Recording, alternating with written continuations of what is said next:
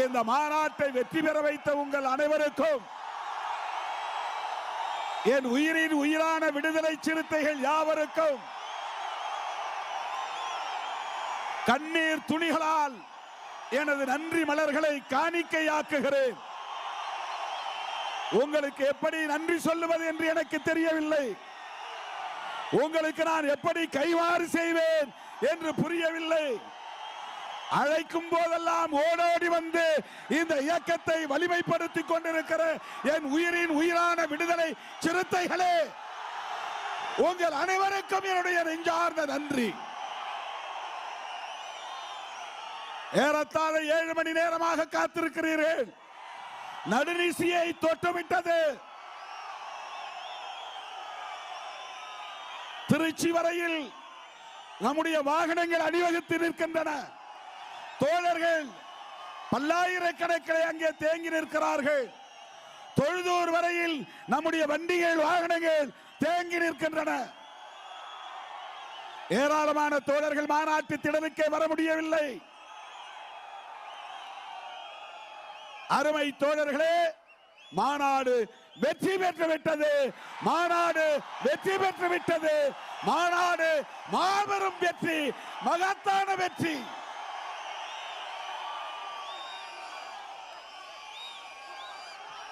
அருமை தோழர்களே,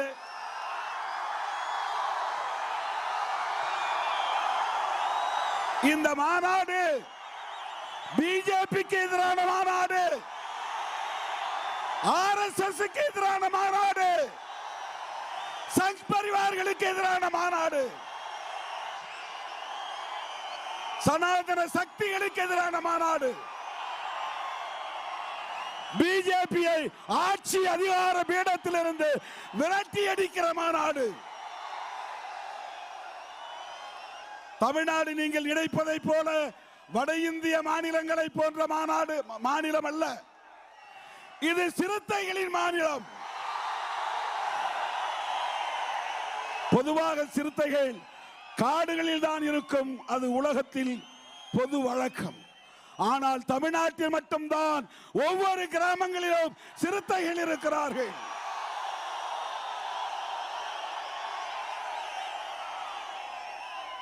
ஆட்டுக்குட்டிகள் இங்கே வந்து பார்த்தால் தெரியும். வாலாட்டிக் கொண்டிருக்கிறார்கள். இங்கே அவர்கள் கனவு திட்டங்களை நடைமுறைப்படுத்த முடியாது.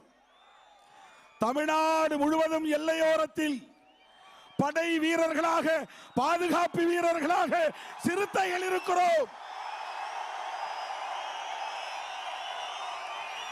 அதை சொல்லுகிற மாநாடு இந்த மாநாடு.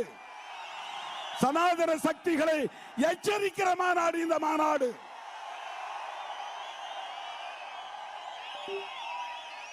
உங்கள் உழைப்பில், உங்கள் செலவில் நீங்கள் இந்த மாநாட்டுக்கு திரண்டு வந்திருக்கிறீர்கள்.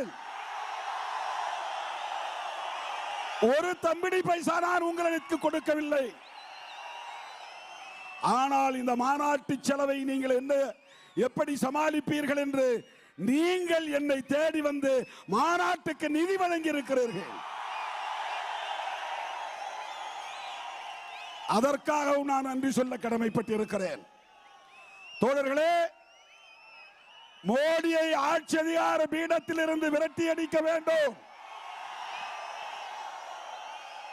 இனி ஒருபோதும் தாமதிக்க முடியாது, வேடிக்கை பார்க்க முடியாது.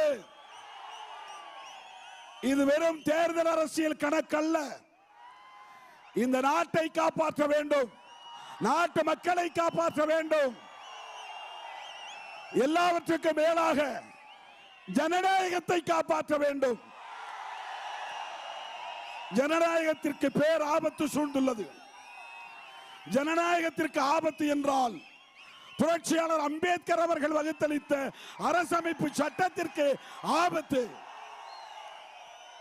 அரசமைப்பு சட்டத்திற்கு ஆபத்து. அதனால்தான் இந்த மாநாட்டின் முகப்பு வரவேற்பு வளைவில் 3 வாசல்கள் இருக்கின்றன. ஒரு வாசல் சுதந்திர வாசல், லிபர்ட்டி கேட். இன்னொரு வாயில் சமத்துவ வாயில், ஈக்குவாலிட்டி கேட், இன்னொரு வாயில் சகோதரத்துவ வாயில் ஃப்ரெட்டர்னிட்டி கேட். இந்த வாயில்களுக்கு நாம் வள்ளுவர் வாயில், வள்ளலார் வாயில் என்று கூட பெயர் வைக்கலாம், கௌதம புத்தர் வாயில் என்று கூட பெயர் வைக்கலாம். அப்படி வைக்கவில்லை. இந்த மாநாட்டின் விழா நாயகன், இந்த விழா நாயகன் யாரும் இல்லை, அரசமைப்பு சட்டம்தான். புரட்சியாளர் அம்பேத்கர் அவர்கள் வகுத்தளித்திருக்கிற அரசமைப்பு சட்டம்தான். Constitution is our hero of this conference. இந்த மாநாட்டுக்கான விழா நாயகன் யார் என்று கேட்டால் கான்ஸ்டிடியூஷன் தான். மேலே பாருங்கள், உச்சத்திலே புரட்சியாளர் அம்பேத்கர், இடது பக்கத்திலே மாமேதை கார்ல் மார்க்ஸ், வலது பக்கத்திலே தந்தை பெரியார். அம்பேத்கருக்கு கீழே preamble of the constitution, அரசமைப்பு சட்டத்தின் முகப்புரை, அரசமைப்பு சட்டத்தின் முகப்புரை கான்ஸ்டிடியூஷன் தான். அந்த preamble தான், முகப்புரை தான் இந்த மாநாட்டின் கருப்பொருள். அதனால்தான் மேலே கான்ஸ்டிடியூஷன் preamble, வாசலில் நுழைந்ததும் புரட்சியாளர் அம்பேத்கர் அமர்ந்திருக்கிறார், பக்கத்திலே கான்ஸ்டிடியூஷன் preamble. வாயில் லிபர்ட்டி, ஈக்குவாலிட்டி, ஃப்ரெட்டர்னிட்டி. சென்னையிலிருந்து சுடர் ஜோதி, அந்த சுடர் சமத்துவ சுடர். தஞ்சை கீழ்வன்மணியிலிருந்து சுடர், அந்த சுடர் சகோதரத்துவ சுடர்.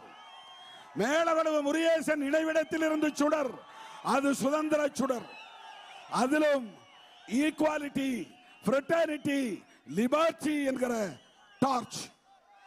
கடைசியாக மேடையிலே தலைவர்கள் அனைவரும் சுடர் ஏந்தினார்கள். என்ன சுடர்? ஜனநாயக சுடர். ஜனநாயக சுடர். இந்திய வரலாற்றிலேயே ஜனநாயக சுடரை ஏந்துகிற மாநாடு இந்திய அரசியல் வரலாற்றிலேயே விடுதலை சிறுத்தைகளின் மாநாடுதான். 20 தலைவர்கள் ஓரணியில் திரண்டு கைகோர்த்து நிற்காமல் ஜனநாயக சுடரை ஏந்தி நின்றோம். ஏன்? நாடு சனாதன இருள் சூழ்ந்து கிடக்கிறது.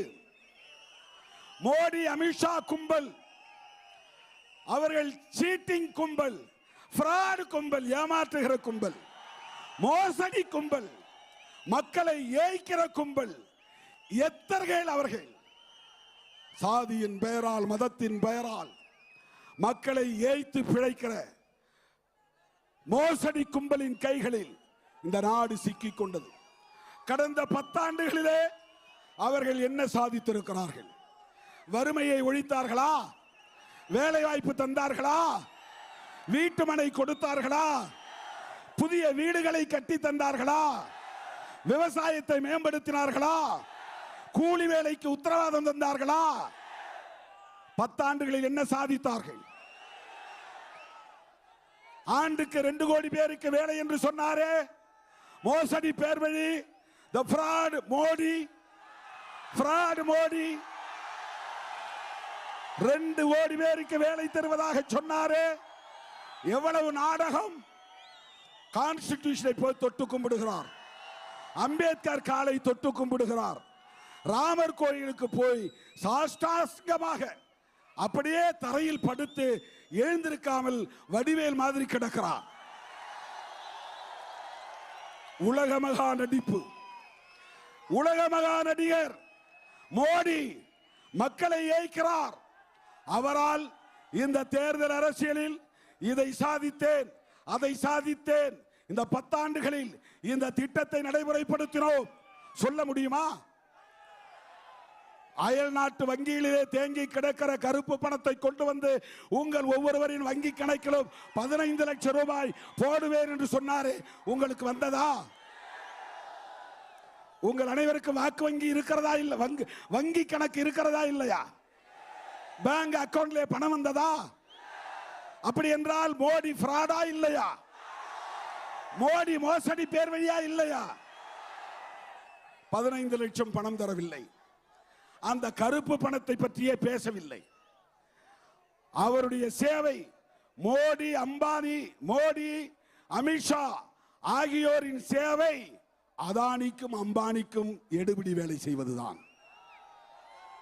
அதானிக்கும் அம்பானிக்கும் சேவை செய்வதுதான். அதுதான் மோடியின், அமித்ஷாவின் 10 ஆண்டு கால சாதனை.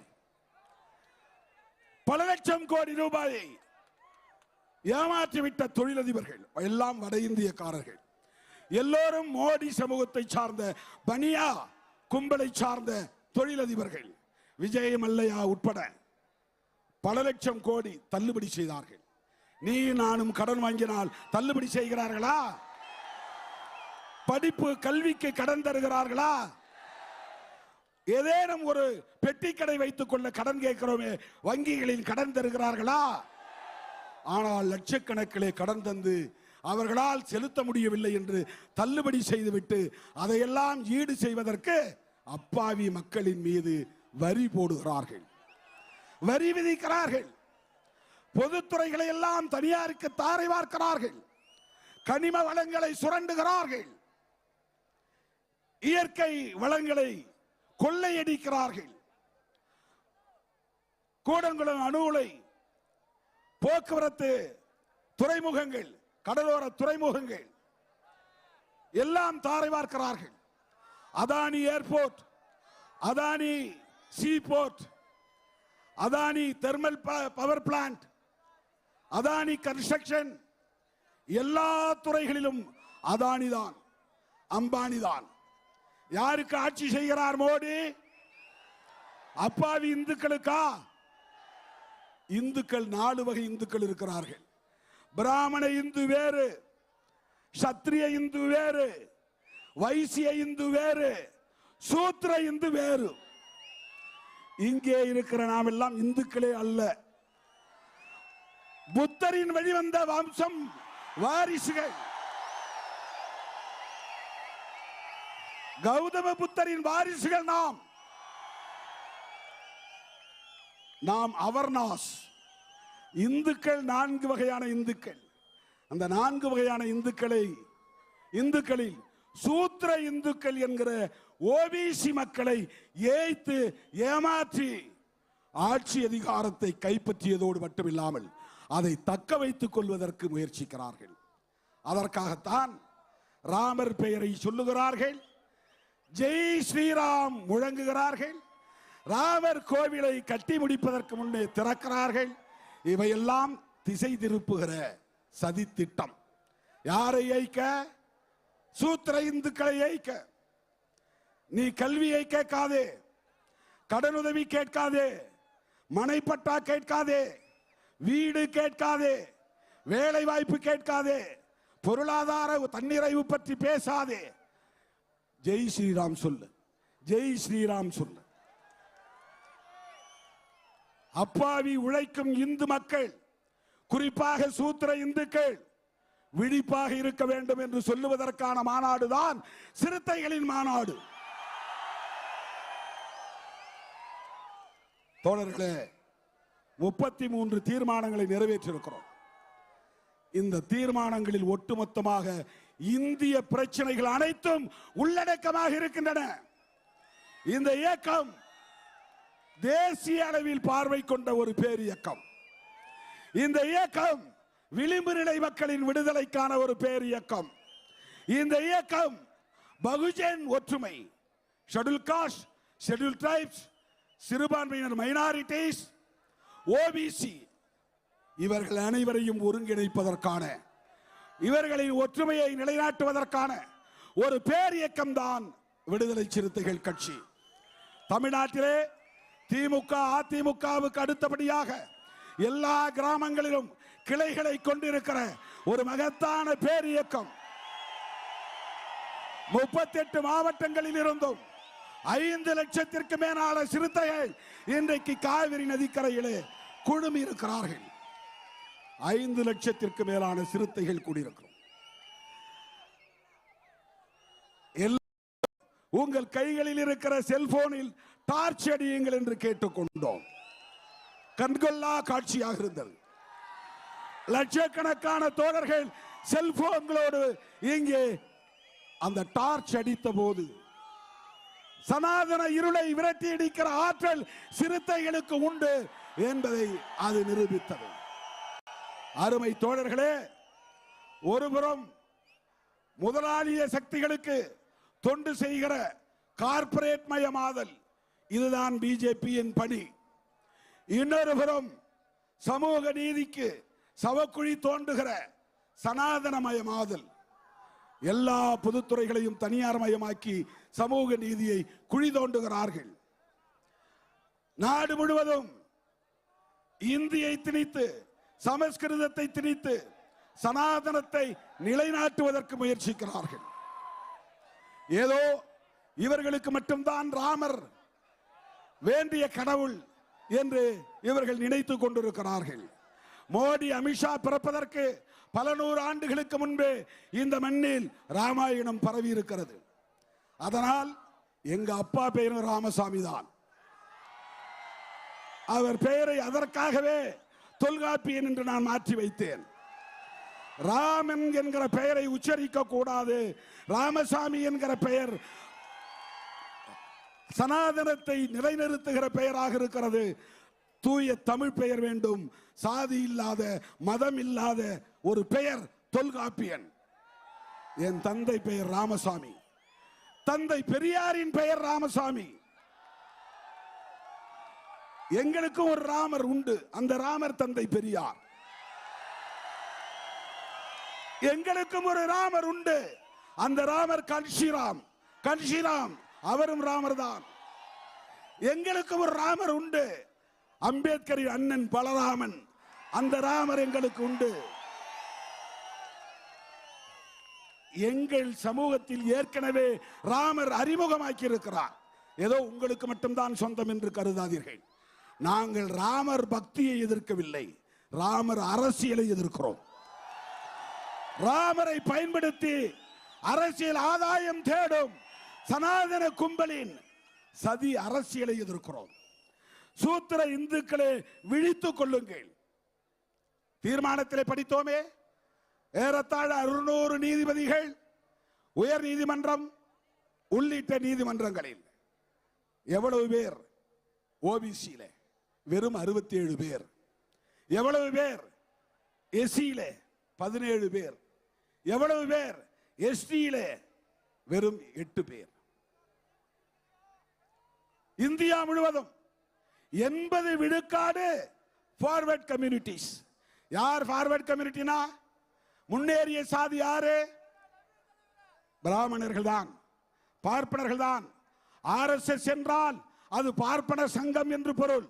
அது பிஎஸ்எஸ், ஆர்எஸ்எஸ் அல்ல.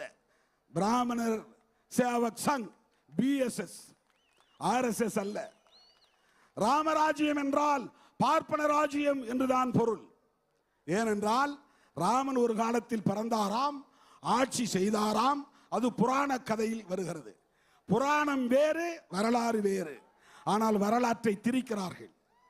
ஆர்.என். ரவி சொல்லுவதை போல, காந்தியால் சுதந்திரம் இல்லையா, நேதாஜியால் சுதந்திரம் கிடைத்ததாம். காந்தியை தேசத்தந்தை என்று சொல்லக்கூடாதாம், நேதாஜியை தேசத்தந்தை என்று சொல்ல வேண்டுமாம். ஆனால் அதே நேதாஜி சுபாஷ் சந்திர போஸ் தான் காந்தியடிகளை தேசத்தந்தை என்று சொன்னவர். அந்த வரலாற்றை திரிக்கிற கும்பல் தான் ஆர்.என். ரவி கும்பல், ஆர்எஸ்எஸ் கும்பல். தோழர்களே, ஆர்எஸ்எஸ் என்பது பிராமண சேவக் சுயசேவக் சங்.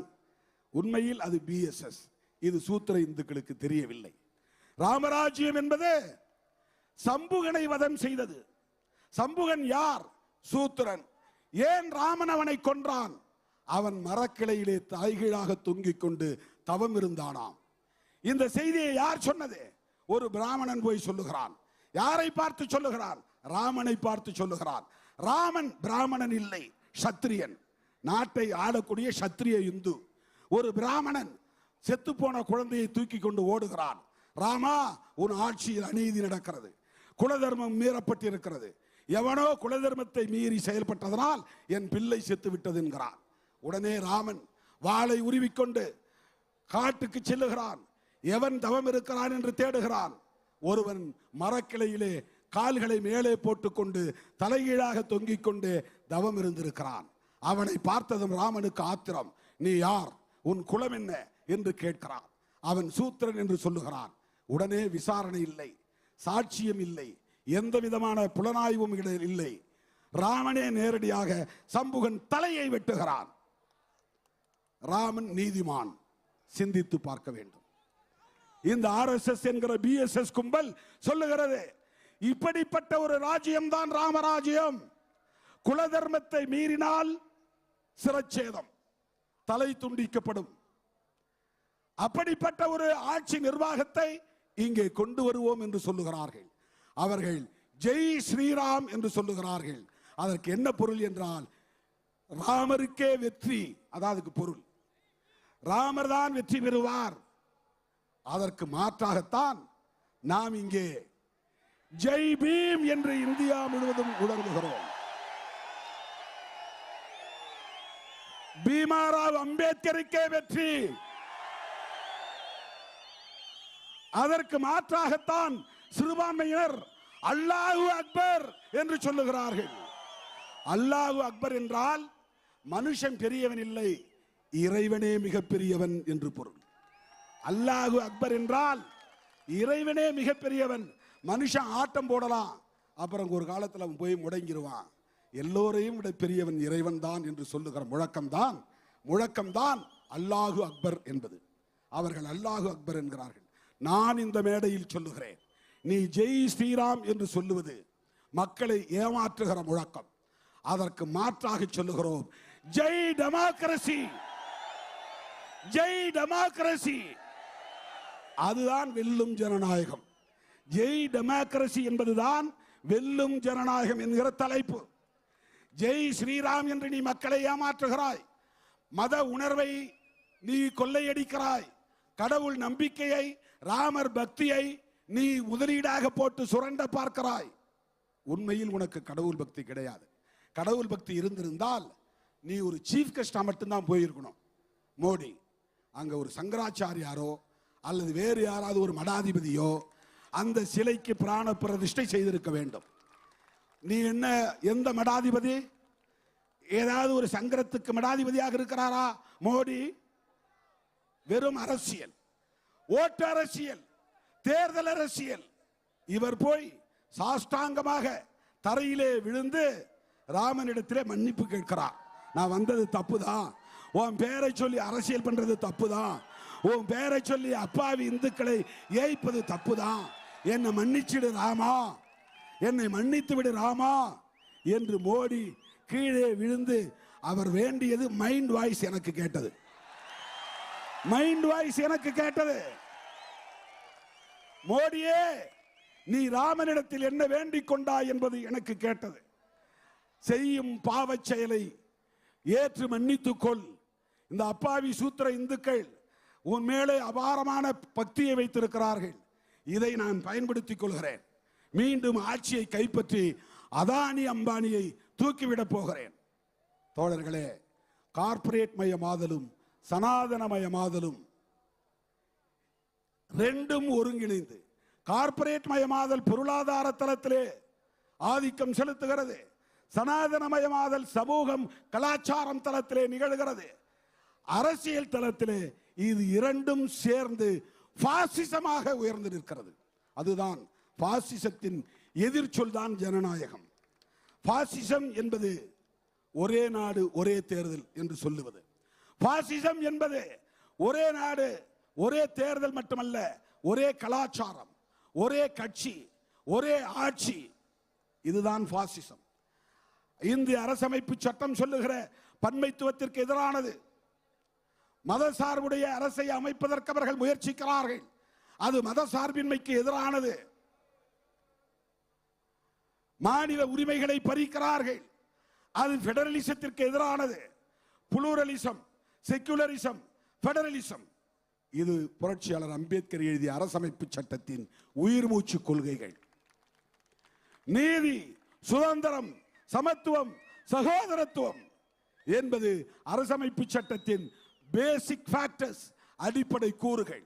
இவை அனைத்தையும் சீர்குலைப்பதற்கு, இந்த அரசியலமைப்பு சட்டத்தை தூக்கி எறிவதற்கு மோடி கும்பல் முயற்சிக்கிறது. மோடி கும்பல் என்றால் சனாதன கும்பல், சனாதன கும்பல் என்றால் BSS என்கிற RSS கும்பல். அவர்கள் மறுபடியும் ஆட்சியை கைப்பற்ற துடிக்கிறார்கள்.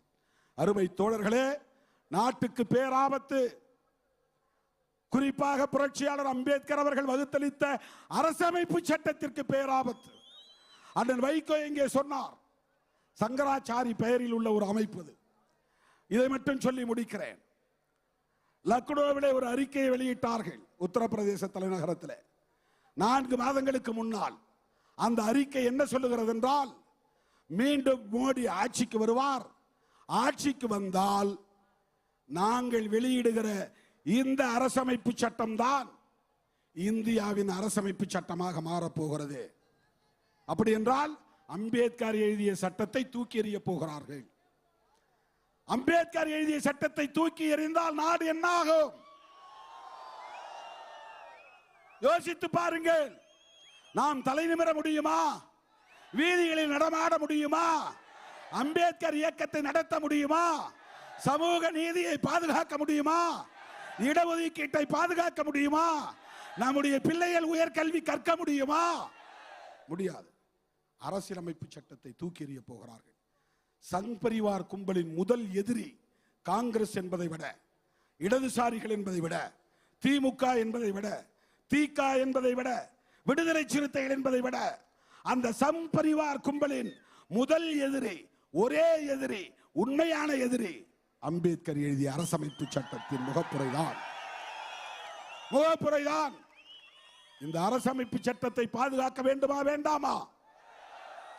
இந்த அரசமைப்பு சட்டத்தை பாதுகாக்க வேண்டுமானால் பிஜேபியை விரட்டி அடிக்க வேண்டுமா வேண்டாமா? பிஜேபியை விரட்டி அடிக்க வேண்டுமானால் இந்தியா கூட்டணியை ஆட்சி பீடத்தில் அமர்த்த வேண்டுமா வேண்டாமா? அதற்கு தமிழ்நாட்டில் 40க்கு 40 நம் கூட்டணி வெற்றி பெற்றாக வேண்டும். செய்வீர்களா? 40க்கு 40 நாம் வெற்றி பெற வேண்டும். இந்த ஒரு மாநிலத்தில் நாம் வெற்றி பெற்றால் அவர்களை விரட்ட முடியுமா என்று கேட்கலாம். விரட்ட முடியும். இங்க அவங்க என்ன முயற்சிக்கிறாங்கன்னா, கலைஞர் இல்ல, ஜெயலலிதா அம்மா இல்ல, அதனால உள்ள பூந்து சடுகுடு அடிக்கலான்னு ஒரு கத்துக்குட்டியை, ஆட்டுக்குட்டியை அனுப்பியிருக்கிறார்கள். அது கத்துங்குட்டியாகவும் இருக்கிறது, கத்துக்குட்டியாகவும் இருக்கிறது. ஒவ்வொரு நாளும் திமுக அரசுக்கு எதிராக வாளை சுருட்டி வைத்துக் கொள்ளுங்கள். சனாதன கும்பலே, சங் பரிவார் கும்பலே, பாசிச பாஜக கும்பலே, நீங்கள் நினைக்கிற நாடு அல்ல தமிழ்நாடு. நீங்கள் நினைக்கிற மண் அல்ல தமிழ் மண். நீங்கள் நினைக்கிற போல விளையாடுவதற்கு, சடுகுடு விளையாடுவதற்கான களம் இல்லை தமிழ்நாடு. இது சமூக நீதிக்கான மண். இது சிறுத்தைகளுக்கான மண். தமிழ்நாடு, கேரளா, ஆந்திரா, தெலுங்கானா, கர்நாடகா, மகாராஷ்டிரா, இந்த மாநிலங்களில் பாஜக பருப்பு வேகாது.